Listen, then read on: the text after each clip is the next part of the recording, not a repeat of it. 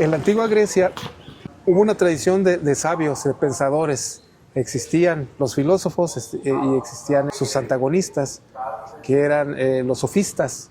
Sofista, bueno, quiere decir, viene de sabiduría, los filósofos son los amigos de la sabiduría y eran antagonistas. Pero en este tiempo, más o menos, en el 300 antes de Cristo, donde existió Sócrates y todos sus alumnos, hubo un interés general de las personas en Grecia por discutir sobre lo que fuera la realidad, no nomás la realidad en cuanto a lo material, sino también a lo espiritual, a lo ético. Entonces se empezó a preguntar el griego, ¿qué es la justicia? Como también, ¿qué son las cosas? ¿No? Y se volvió algo muy popular, como ahora son las redes sociales, las plazas públicas. Entonces en las plazas públicas llegaban estos maestros, los filósofos que no cobraban, que eran más altruistas, que llegaban y hablaban de todo lo que la gente tenía dudas o de que ellos habían desarrollado conocimiento, y había los sofistas que te cobraban para enseñarle a tu hijo, ¿no? Si tenías dinero. Y entonces había una lógica rivalidad y se daban unos encuentros de discusiones en las plazas públicas. Así pues estaba el ágora, que era como el lugar donde todos van, ¿no? Ahorita ya estamos acostumbrados, pues que hay jardines y eso. Sí, sí, sí. Pero entonces, en las aldeas no existía eso, pues estaba tu casa, estaba la otra, y a lo mejor cuando mucho había un lugar donde se reunían para juntar las armas y los caballos e ir a defender la aldea. Pero ya con los griegos se requería una plaza, un espacio público para normar la vida cívica de la ciudad, para las leyes, para ponerse de acuerdo con ciertas cosas de la administración y también para aprender. Digamos que allí comienza como el inicio de la escuela, sí, de la educación pública. Y la idea de este espacio que estamos haciendo es para recrear eso, pero en tiempos como hoy, con preguntas que todos nos hacemos, con cuestiones que todos podemos tener, y queremos compartir, lejos de imponer o de decir esto es así. Creo que todos nos cuestionamos preguntas similares y tenemos respuestas muy similares todos también, y es para que todos nos cuestionemos, no para responder, sino para cuestionarnos después de escuchar lo que nosotros podamos opinar entre nosotros. Nuestras pláticas empezaron un día común y corriente, se hicieron muy, muy interesantes, que al grado que decidimos llevarlas a este punto y poder compartirlas con ustedes. Mi nombre es Cirilo Rentería. Yo soy Rodrigo Sánchez Sosa, soy cronista del municipal y soy egresado de la Facultad de Filosofía y Letras de la Universidad de Guadalajara. Y pues la finalidad es esa, compartir puntos de vista personales y compartir también lo que conocemos sobre la historia de la búsqueda de la verdad y del sentido de la vida y de lo que sea el hombre. La verdad es un concepto muy interesante y tiene una etimología también interesante. Los griegos la llamaban aletheia, que significa develar, quitarle el velo a algo para conocerlo. Y eso es lo que queremos hacer nosotros, o sea, tratar de quitar el velo para ver detrás del velo lo que las cosas son. Ya cada quien va a ver lo que quiera ver, pero quitando el velo que todos, que no nos deja ver a todos las cosas como son. Ya decidirán las personas cómo ve lo que está detrás del velo. Sí, así detrás, a través de lo que vamos a compartir sobre las experiencias personales y lo que hemos leído de otras personas o lo que nos ha llegado. Esa sería la finalidad. Pues le vamos a dar adelante. Listo. Ok.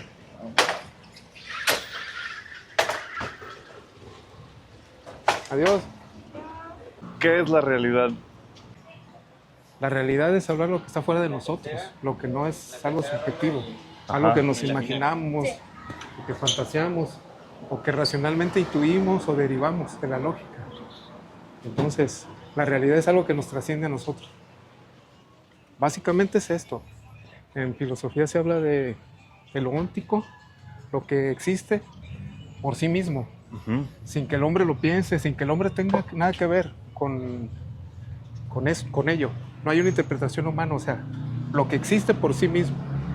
Y está la episteme, lo que el hombre sabe de lo que existe. por las limitantes de que tenemos de los sentidos, porque captamos la realidad a través de los sentidos, entonces va a haber una realidad que no, a la cual no tienen acceso nuestros sentidos. Ajá.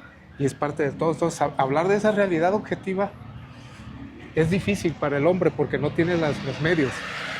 Pero se ha tratado de llegar a él a través de la historia de diferentes maneras. Una de ellas es la ciencia, otra es el misticismo, la magia, explicarse así.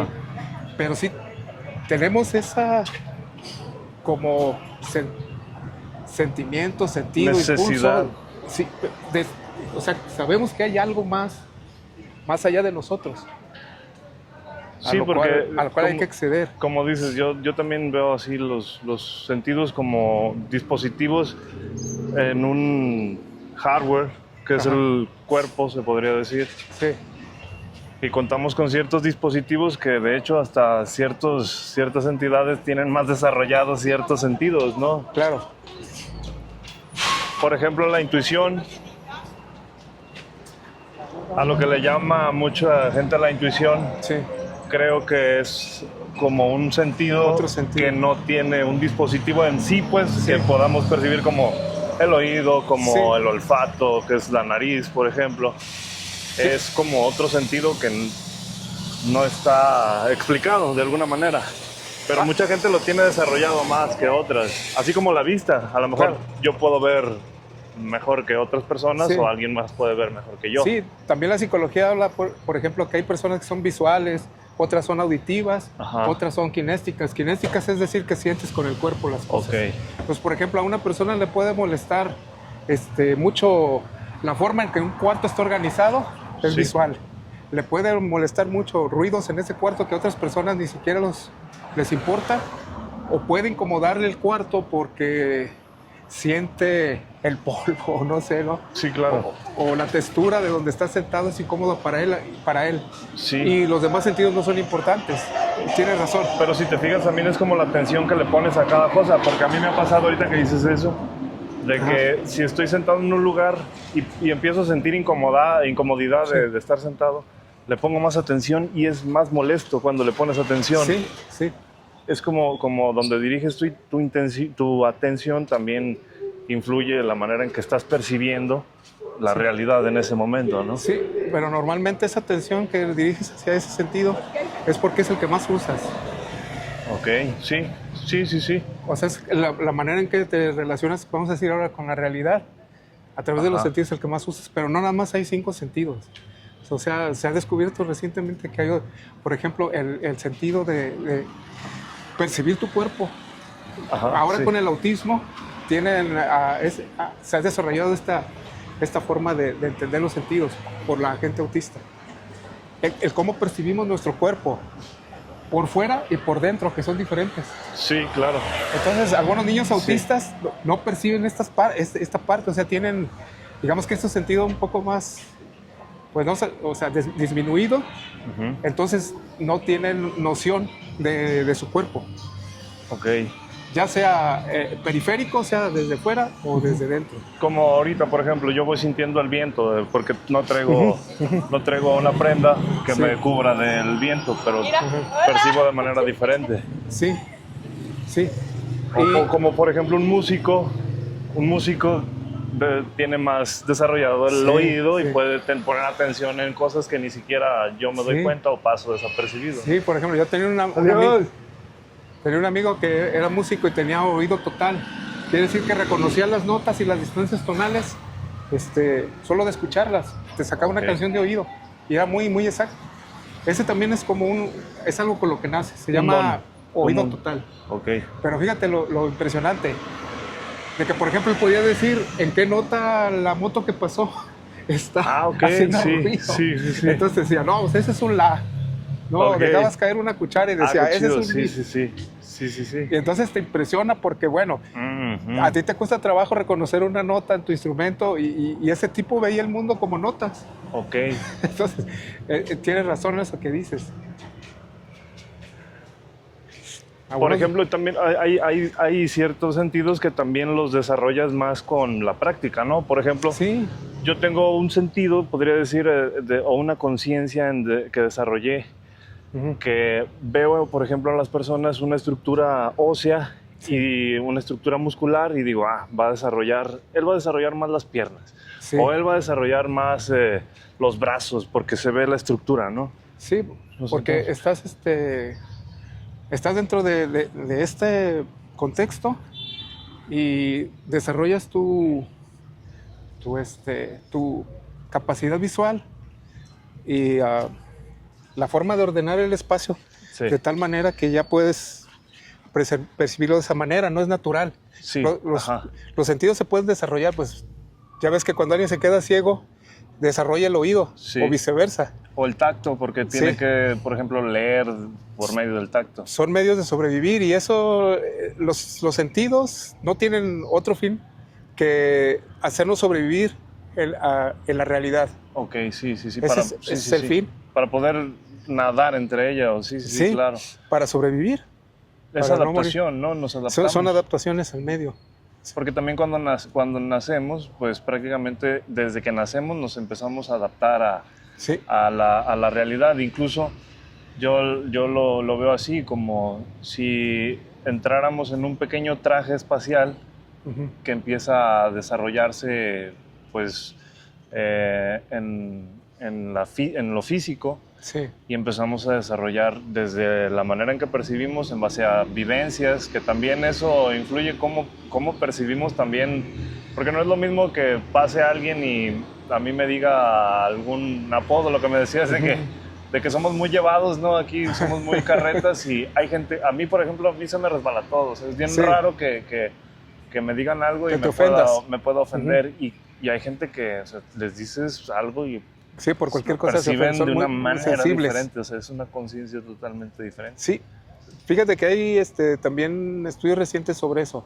Si nosotros como seres humanos aprendemos, o sea, nacemos totalmente con la mente en blanco y con ninguna experiencia y vamos aprendiendo conforme vamos viviendo, como tú dices, el traje espacial. Sí. Pero hay estudios más... De hecho, Chomsky ya lo había demostrado en la lingüística, de que traemos un programa, traemos un chip desde niños. Entonces, no hace falta que te lo enseñe nadie, ni siquiera tener la experiencia, sino que ya traes, digamos que nuestra especie, los humanos, traen ese chip de humanos. Como un instinto, se podría decir, como los instintos animales. Exacto, pero el instinto es para el animal. Sí.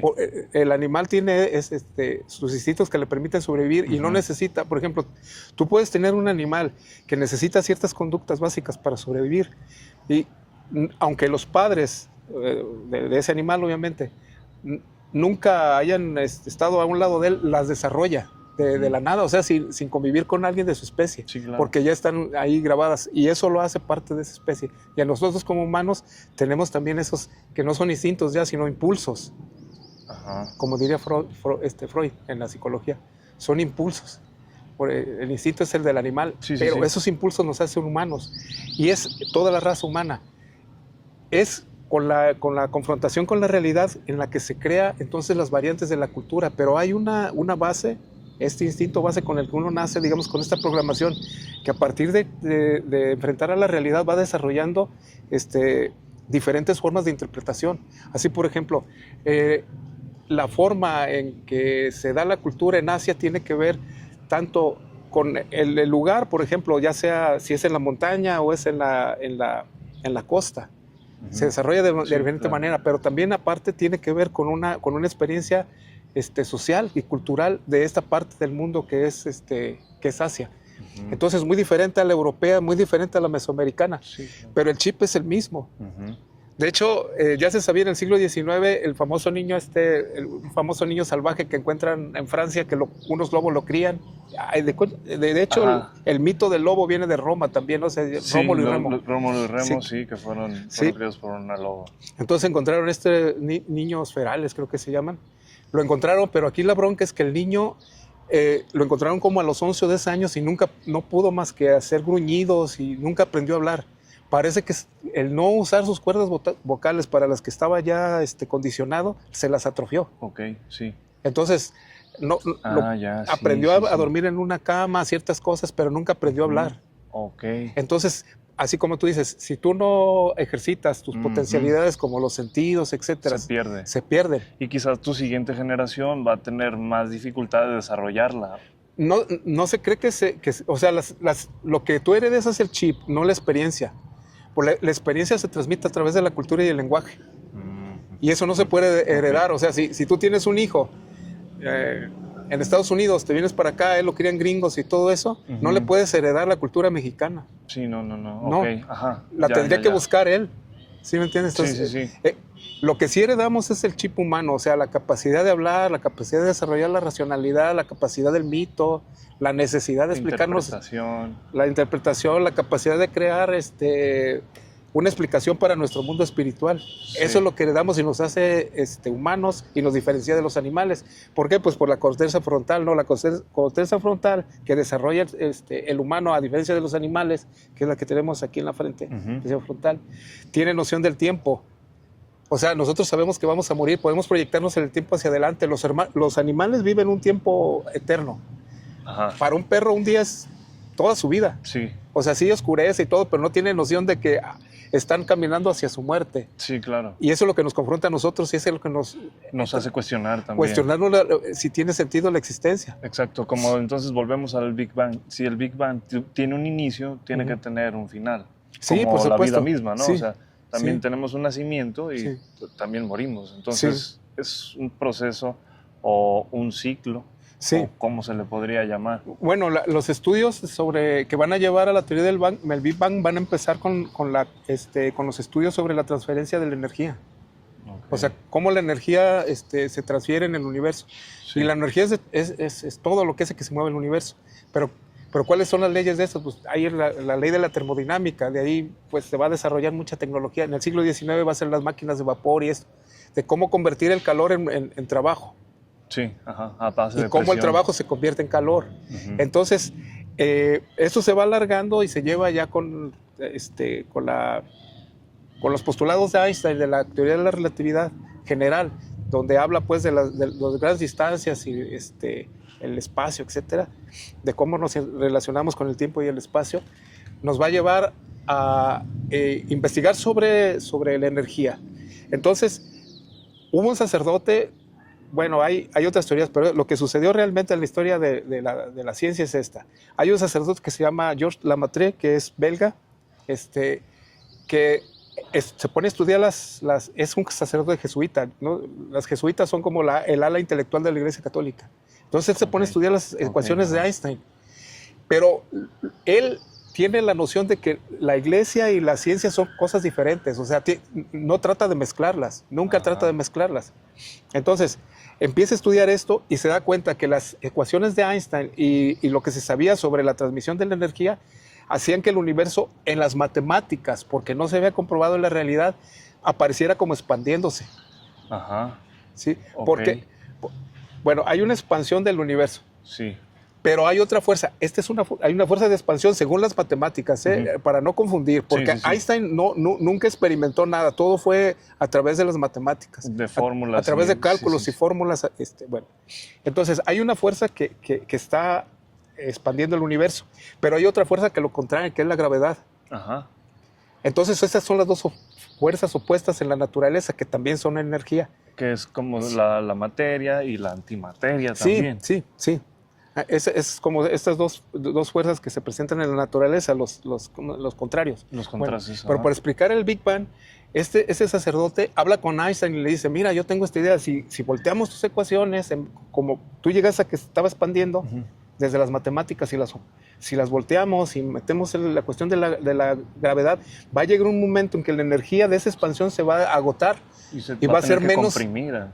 Pero va a ser menos que la energía que se opone, que es la de la gravedad. Ajá. Entonces, al ver esta descompensación, va a haber el Big Crunch que se conoce. O sea, todo se va a empezar a hacer otra vez. Entonces él dice, si se está expandiendo, alguna vez estuvo en un átomo primordial, que él lo llamó así. Todavía no se llamaba Big Bang. Eso lo inventaron en Estados Unidos un señor que se llama Jules no recuerdo, pero más el apellido, pues. Pero él se ríe de él y le dice, y le llama la teoría de Lemaitre el Big Bang, pero como burla, y al final se queda. Bueno, pero él dice, él habla de un átomo primordial, un punto de alta densidad, y de energía en el universo mucho más pequeño que un átomo donde estaba concentrado todo lo que existe. Absolutamente todo, incluido el tiempo. Sí, porque una vez que empieza, yo lo veo así, una vez que empieza algo en movimiento, que en este caso fue la expansión, cuando ya hay movimiento empieza a existir el tiempo, porque sin movimiento no hay tiempo, creo yo. Sí, sí, porque mira, realmente el espacio es un tejido espacio-temporal, es como el espacio y el tiempo son lo mismo. Sí, sí, sí. Ya cuando te metes a la teoría de la relatividad, si tú aceleras algo a la velocidad de la luz, el tiempo se detiene. Sí. Y al revés. Ajá, exacto. Ajá. Entonces, es lo mismo. Sí. Bueno, entonces, ¿por qué decimos que no existe el tiempo ni el espacio en este átomo primordial o antes de lo que había antes del Big Bang, antes de que explotara todo? Bueno, porque para que haya espacio tiene que haber un espacio entre algo. ¿Entre qué y qué? Ajá. O sea, tiene que haber materia. Sí, sí, sí. Y luego lo que tú dices, si no hay movimiento, pues tampoco hay tiempo. Sí, claro. Entonces, hay un momento en que empieza a existir tanto el tiempo como el espacio y con él la energía en el universo. Y entonces, en este huevo primordial explota, se empieza a expandir y le platica todo esto a Einstein en 1927 en una junta, mientras nosotros estábamos aquí peleando la guerra cristera por la cuestión esta de que cerraron los templos, todavía en el cristianismo primitivo, diría yo. En Europa, y no porque vea a los europeos como lo máximo, pero eso es lo que estaba pasando. En Europa hay una reunión de los mejores científicos y entonces se invitan a Lamartine, que ya tenía esta teoría, ya la había publicado, pero nadie le había hecho caso. Está Einstein, está Marie Curie, está Heisenberg, está Bohr, están los mejores científicos de los 20 del siglo pasado ahí. Entonces, en un espacio de la conferencia, este sacerdote de Lamartine va y habla con Einstein, porque era el más famoso. Le dice, oye, mira, descubrí esto, lo que está diciendo, ¿no? Y él le dice, no, pues tus cálculos están buenos, pero tu teoría es una tontería. Pero eso le va a seguir a Einstein todo el tiempo, porque después va a reconocer que no, pero como es física teórica, no habían encontrado nada. Y ándale que en el 29, Hubble, el mismo del nombre del satélite que es un telescopio que está dando la vuelta. Sí. Hubble es... sí. No recuerdo su nombre de pila, era Edwin Hubble se llamaba. Él, observando lo que se pensaba que era polvo cósmico en forma de espiral, que se pensaba que estaba aquí en la galaxia, lo veían y no le entendían porque estaba medio borroso. Él descubre que no es polvo cósmico, sino que eran galaxias fuera de nuestra galaxia. O sea, que no nada más existía esta galaxia, porque se creía antes que pues nuestra galaxia era la única. Entonces se encuentra esto y se da cuenta no solo de eso, sino que hay un efecto Doppler. No sé, el efecto Doppler es como viene una ambulancia, ¿no? La ves venir, entre más se acerca es más agudo el sonido. Sí. Y cuando se aleja se va haciendo más... ese es el efecto Doppler. Se deforma, de hecho, el sonido. Y como el sonido son ondas viajando por el aire, también la luz... Chocando con partículas de aire. La luz se comporta igual, entonces hay un efecto Doppler en la luz. Cuando el efecto Doppler se corre al rojo, sabes que algo se aleja de algo. Sí. Y cuando va hacia el azul es que se está acercando. Entonces, observando estas galaxias se da cuenta que se están expandiendo. Ahí confirma las ecuaciones de Einstein. Ajá. Y entonces ahí todos dicen, caray, ¿cómo lo explicamos? Si nosotros estamos diciendo que el universo siempre ha sido estático, nunca se ha movido. Entonces sale otro señor, que ahorita yo no me acuerdo cómo se llama, se me van así los nombres por la improvisación, pero ese señor dice, no, fíjate, lo que pasa es que sí parece que se mueve, pero no se mueve, realmente se alejan, pero para que no se vaya el universo y se colapse, dice que se crean todos los elementos en las estrellas, entonces esta se aleja y se produce otra. Entonces el universo permanece igual. Uh-huh. O sea, siempre ha sido igual y está produciendo materia, y la que se aleja es sustituida por otra. Se llama el universo estacionario. Okay. Ahí se avientan otros, hasta como 1930, 29, 30 por allá. Y unos señores que andaban midiendo la radiación por motivos de comunicaciones, de telefonía y eso. Están midiendo la radiación. Sus antenas captan un ruido hacia donde las dirijan. Primero piensan que es como, va a estar sucio, el equipo está mal. Uh-huh. Pero se dan cuenta que no está mal, que de todos lados, hacia donde apunten sus antenas, hay una radiación. y se dan cuenta que es la radiación de fondo, es decir, es digamos, lo que dejó la gran explosión del universo, el Big Bang. Y ahí se comprueba la teoría de Lamatre, y entonces Einstein se disculpa con Lamatre. Le dice, esa es la teoría más bella que yo nunca había escuchado y todo, pues ya como curándose de lo que le había hecho mala fama. Y desde allí empiezan, como empezó el dimes y diretes entre los que estaban de acuerdo o no, aunque ya al final se comprueba que sí. Este señor, que te digo, en la radio pública de los Estados Unidos se burla de esto, el que defendía lo del dimensión estacionario, se burla del Big Bang y le pone Big Bang como una burla. Pero Lamatre se le queda porque Lamatre habló del átomo primordial. Pero no tiene sentido porque no es lo mismo la palabra literal en griego átomo que la palabra usada en la ciencia, porque ahora sabemos que el átomo se puede dividir en protones y electrones, y no tiene sentido en su original, porque haz de cuenta que átomo en griego significa división. Entonces, lo que decían los griegos es que es la última división de la materia es el átomo, ya no lo puedes dividir. Mira, A es contra, como en anarquía, A sin gobierno. Entonces, átomo es ese. Tomo, ¿qué es un tomo? Los tomos de la enciclopedia, tomo 1, tomo 2, es parte. Entonces, átomo es lo que no puedes dividir en partes. Entonces, no funcionaba ahí como quería Lamatre. Entonces, se quedó con esta burla que se hacía del Big Bang. Y luego ya después se concluyó, bueno, si se está expandiendo, fue ya lo último, va a llegar un momento en que esa energía de expansión pues se va a empezar a deteriorar por la segunda ley de la termodinámica, que dice que con el tiempo la energía se degrada. A un tipo como nosotros, o sea, nos vamos haciendo más viejos y la energía también se va perdiendo. Sí, ese es el principio de entropía, que con el tiempo las cosas se van volviendo, o sea, con menos capacidad de generar trabajo. O sea, degenera su energía. Entonces, dice, ¿sabe qué? Al final se va a degenerar la capacidad del universo energético para expander, y la acción de la gravedad va a contraerlo todo al mismo punto. Entonces es como un... Y eso ya no se parece al cristianismo. Como sino una respiración, ¿no? Es como una respiración, pero ya no se parece al cristianismo así de que la creación y esto. Porque ahí está... Indirectamente, si te fijas, eso no lo dice Einstein, ni lo dijo Lamatre, o sea, yo lo estoy diciendo ahora, y muchos lo han también dicho, de que es como la muerte y el renacimiento, como la reencarnación. Sí, claro. Esa es la realidad del universo al que nos enfrentamos, pero que solo se puede calcular a través de medios indirectos, y no de los sentidos, sino desde la matemática. Pero la matemática sigue siendo una interpretación nuestra de la realidad. Entonces la realidad se nos sigue escapando a pesar de esto. A pesar que nos hemos dado cuenta de muchas cosas, se nos escapa, porque al final las matemáticas, lo que Einstein descubrió y luego Lamatre y lo que se comprobó, no es más que una interpretación nuestra, sigue siendo subjetiva. Claro. Entonces no puedes llegar a la objetividad total. El universo sigue siendo un misterio. ¿Qué hay fuera de nosotros? Nos parece eso. Entonces la realidad, está esta realidad a la que no se puede llegar, que ya Kant lo dijo, eso trascendente, eso que no podemos llegar porque estamos limitados, y está la realidad de la gente ingenua, que ve la realidad, que cree que como la ve así existe, y no se cuestiona sobre ella. Sí. Eso es muy triste, claro. Ese es lo contrario de la filosofía, ¿no? La realidad ingenua de las personas comunes, y la realidad de la filosofía que busca llegar a la verdad. Sí, platicábamos el otro día de las dimensiones, de cómo yo también veo el Big Bang, por ejemplo. Si hablamos de ese punto concentrado, era como una dimensión cero, a la dimensión que se llama dimensión cero, ¿no? Sí, podría ser. Como decía Carl Sagan, la dimensión cero, y la dimensión cero, cuando tiene movimiento, existe la primera dimensión, que puede ser de un punto a otro. Y la segunda dimensión... espacio. Ajá, exacto. Y el tiempo también, porque ya hay movimiento.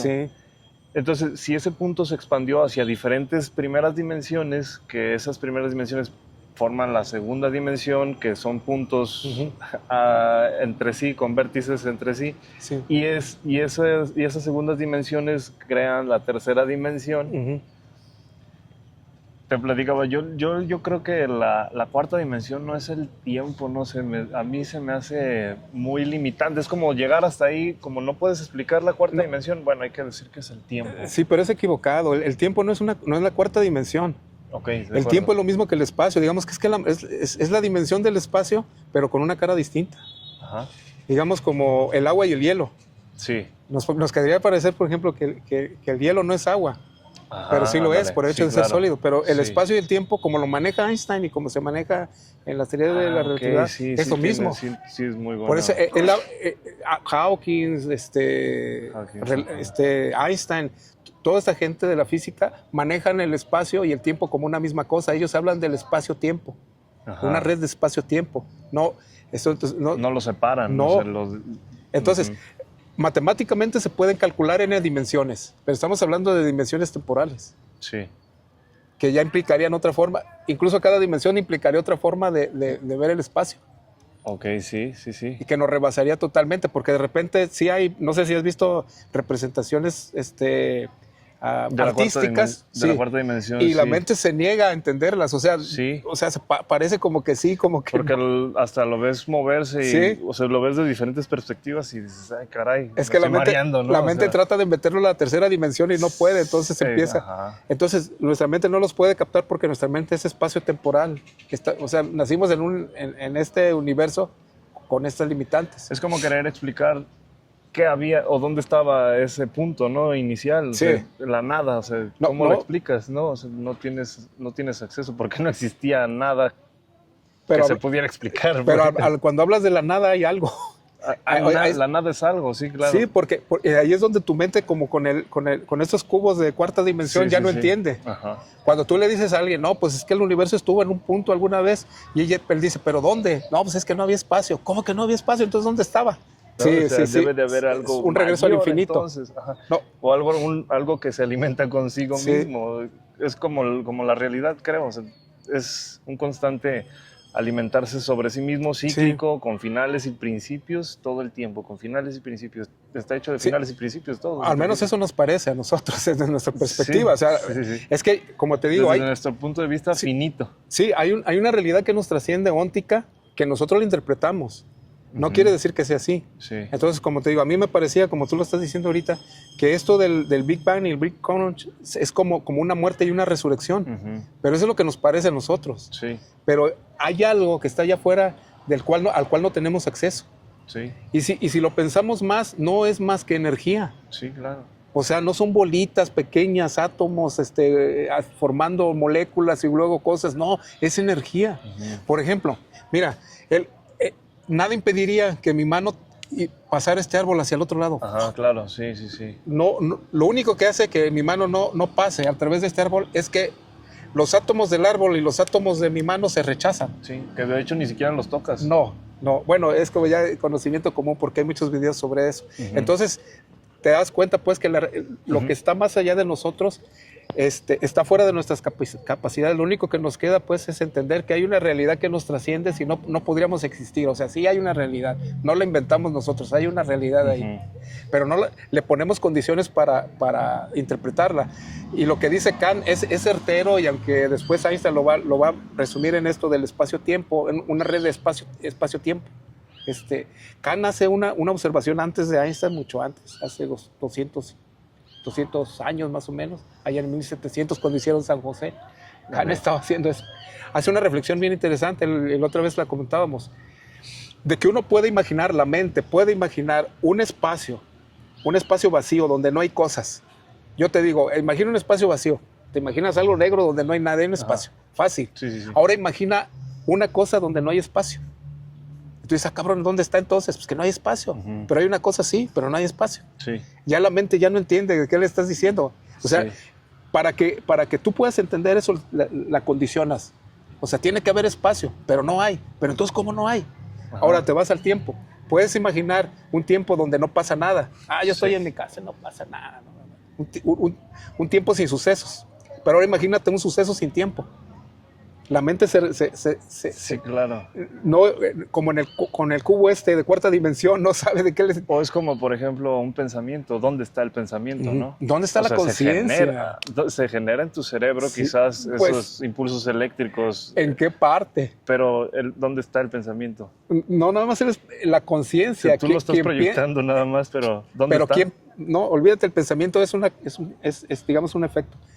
La conciencia, el que piensa ese pensamiento, ¿dónde está? Es una consecuencia nada más, pero ¿quién es el consecuente, no? Sí. O sea, ¿quién es el que está haciendo ¿Quién está pensando, pues? Exacto, sí. ¿Quién está pensando? Pero ubicándonos, ¿dónde está? En la cabeza, en el lóbulo frontal, en el occipital. Está ¿cómo se llama? En la glándula pineal. ¿Dónde está? Ahí se escapa. Y luego, claro, se escapa, supongamos que lo encuentras y que dice, está en la glándula pineal. Bueno, está la conciencia ahí, pero para que esa conciencia de yo, que diga, yo soy que está ahí en la glándula pineal, es necesario que exista otro yo que lo esté pensando a ese. Exacto. Para poderlo explicar. Y entonces se basa en un regreso al infinito. Se basa hacia atrás. Eso no les gustaba a los griegos ni tampoco a la ciencia. Por eso querían un universo estático, porque eso evitaba el regreso al infinito. Cuando viene la Matre, les propone esto, pues lo mandan a la fregada. Todos conocemos a Einstein, imposible que nadie no lo conozca. Todos hemos hecho. A Niels Bohr, pues la gente que ha estudiado más, a Heisenberg también, a Marie Curie con esto del radio, el descubrimiento del radio, también la conocemos porque la vemos en la escuela. ¿Alguna vez habías escuchado de la Matre? No. Bueno, era tan disruptiva su teoría que hasta ahora no lo conocemos, pero el creador del Big Bang fue él. Ok. Entonces, en esas dimensiones estamos, ¿no? Sí. Quizá no se trata de encontrar todas las respuestas, sino nunca dejar de hacernos preguntas. Este es apenas el primer capítulo de este proyecto, un proyecto hecho con mucho cariño para Sayula y todos aquellos que todavía se atreven a preguntar. Nos vemos en el próximo capítulo.